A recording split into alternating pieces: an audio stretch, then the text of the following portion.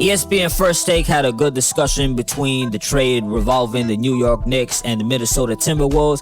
I discussed this topic as soon as it came out in depth. You could check out that video. I believe, technically speaking, this trade has not been finalized yet, which is why First Take themselves didn't get around to it right away until this point. For the most part, I agreed with what they were saying, outside of maybe the starting lineups, benches, and who had the overall better roster. I was actually hoping that they would get more into depth about that conversation, and you'll hear in the clips that I play for y'all what I mean. But it kind of turned into more of a conversation overall between the New York Knicks, the Celtics, and the Philadelphia 76ers looking on the outside. Interestingly enough, Milwaukee Bucks were not mentioned. I do think people are sleeping on that team. We'll see. One last thing before we get into this. I did a poll on my page asking y'all, who do you think won the trade between New York and Minnesota? It got over 200 answers, and most of y'all said the Timberwolves. I covered both sides of this trade in my own original video. In the First Take clip you're about to hear, they only focused on the Knicks in the East. All right, without further ado, here we go. When teams are trying to get better, they got to go out and look at what? The team that just won the championship, and that was the Boston Celtics. And what did the New York Knicks go out there and do? They went and got Mikal Bridges, right? Stole them from Brooklyn. Then all of a sudden, you go out to do what? You got to match the Boston Celtics because they have perimeter. So you get Mikal perimeter play, you get Mikal Bridges, and what else do the Celtics have? They have a stretch big in Kristaps Porzingis. The New York Knicks, they go out and go get Karl Anthony Towns right before a training camp. When it comes to the New York Knicks, they're ready to make the Boston Celtics and the rest of the league smell like cologne. And don't come telling me anything about, what about their depth? They picked up Campaign, who, by the way, was a key part of for the Phoenix Suns when they made their run to the NBA Finals when they lost to the Milwaukee Bucks. Deuce McBride, what he showed us last year in the postseason, he's able to come in and have a six-man type of role. I like Kendrick Perkins' assessment of looking at the championship team, then looking at your own roster and figuring out what you could do to match up with the team that just won the title. He's absolutely right. When you have Mikal Bridges, OG Anunoby, those are two wing players that could go out there and make it a bit troublesome for a Jaylen Brown and a Jason Tatum. His point about Karl Anthony Towns matching up with Porzingis is another good one. If y'all remember in the finals that just passed, Porzingis was a mismatch nightmare for the Dallas Mavericks. The Mavericks had nobody on their roster that could match up with the size against Porzingis or mobility. So what ended up happening was they put a smaller guy on Porzingis. He just backed him down, took his time, shot right over them. Or if they tried to put a bigger guy, let's say like a Lively, Porzingis would just put it down on the floor and dribble right past the guy. Or if that wasn't the case, they were late on a closeout. Let's say one of the bigs, as I was mentioning, was guarding Porzingis, maybe like a Gafford, for example, and he's late on the closeout. Porzingis is wide open for a three-pointer. I'm not saying Karl Anthony Towns is some lockdown defender and he's going to make such a huge impact on that end of the floor, but he is more mobile and can match up better with a Porzingis. That's the point I'm trying to make. Where I did disagree with Perkins was about the New York Knicks' depth, and it really depends on their starting lineup. I'll get more into that as I play more clips. But, if you're talking about McBride, he's a 2-year player, still trying to prove his way in the NBA, in my opinion. You had a hot playoff run. All right, that's great, but I got to see the consistency and really see that you could be dependent on to keep doing that. Cameron Payne, that is a good player. That is someone that you could rely on as a bench scorer. But outside of that, they don't really have any scoring off their bench, period. And we could get into the Celtics as well as I continue. And so really, they have good big men off the bench. I like Precious Achiuwa. And again, depending on what their lineup is, maybe a Mitchell Robinson as well. But I do have a little bit of questions when it comes to that.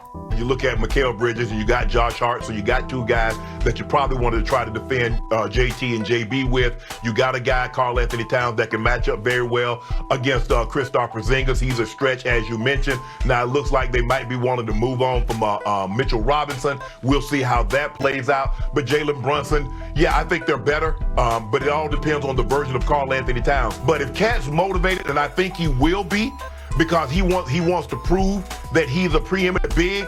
I think sometimes he shoots a little bit too many threes for me, because I watched him put the ball on the floor because he has everything. Shannon Sharpe said some things that stood out to me during this segment. Number one, he mentions they got Mikal Bridges and Josh Hart to guard Jaylen Brown and Jason Tatum, not Mikal Bridges and OG, as I said earlier. Then he goes on to say that they may be moving on from Mitchell Robinson.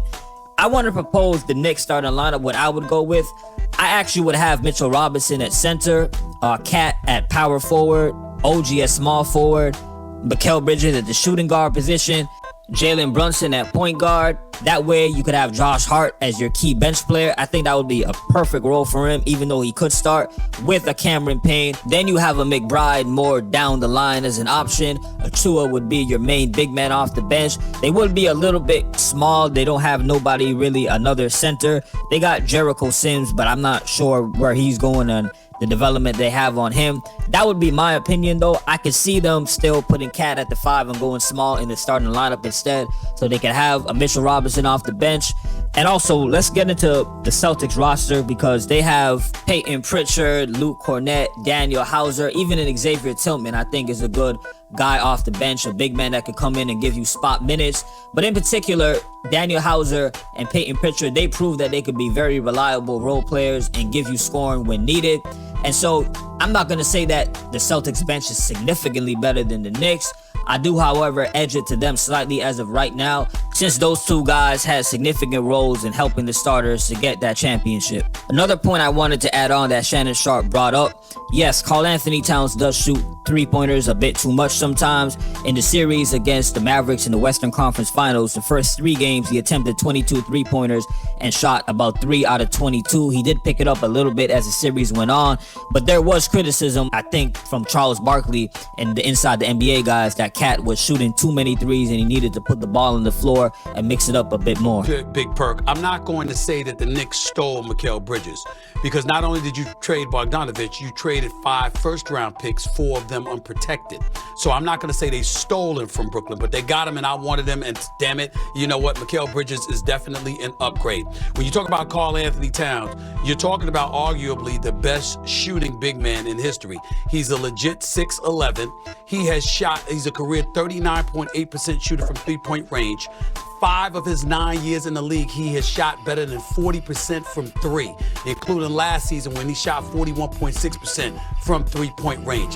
When I think about Brunson having the ball and kicking it to him being a catch-and-shoot guy that he can be, okay, as opposed to somebody like Julius Randle, who wanted to dribble as opposed to catch and shoot, etc. I even like Precious Achiuwa. I like him in the lineup coming off the bench, all right? I like his promises. And then I think about Mitchell Robinson coming back, and ultimately you having that additional big man that really puts Cat at the 4, because he's really not a 5, he's really a 4. So I'm looking at it from that standpoint.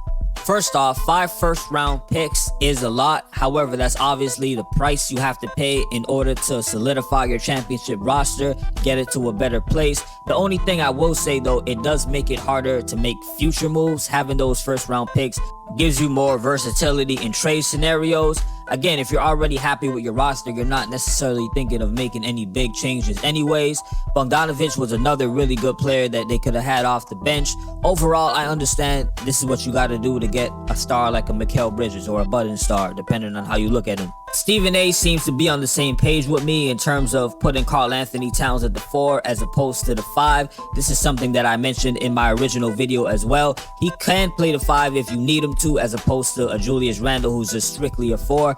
Stephen A is also absolutely right about mentioning Randle wanted to dribble more as opposed to just catch and shoot. This will put more pressure on Brunson to have to create, as he's really the only ball handler in that lineup. I would argue that's a better thing. I'd rather have that than have multiple players or even 2 very ball dominant guys and you're not getting a lot of fluidity within the offense.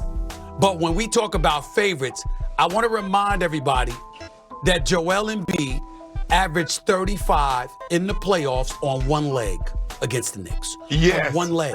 Yeah, now, okay. I have to take this. I have to also take this into consideration. They said, what does they say, Perk? He lost about 25 to 30 pounds so he could be healthier. They said he lost about 25 to 30 pounds. So what I'm going to do is take everybody on a best case scenario. The New York Knicks fully loaded versus the Philadelphia 76ers with a healthy Joel Embiid. All right, the Philadelphia 76ers, right? I'm saying I can't dismiss that. Can the Knicks beat them? Yes. But Boston and Philly would be the favorites over them. This is the part of the conversation I was mentioning that turned into more of a discussion with the New York Knicks and where they rank in the Eastern Conference. I just wanted to specifically focus on this trade. However, I will say about this topic, I do agree Philadelphia healthy, no injuries, fully loaded, ready to go, the chemistry is right, I do see them beating the New York Knicks, and then it being Philadelphia versus Celtics in the playoff series. However, if they're still dealing with injury issues or guys are not really on the same page, then I see it being Knicks versus Celtics, with the Milwaukee Bucks being a dark horse and a potential team that could upset what we think may happen in the East. Anyways, let me know in the comment section how you're feeling about this trade, the starting lineup with the Knicks. What do you think that's going to be? That'll be another question that needs to be answered. And as always, salute for listening. Peace.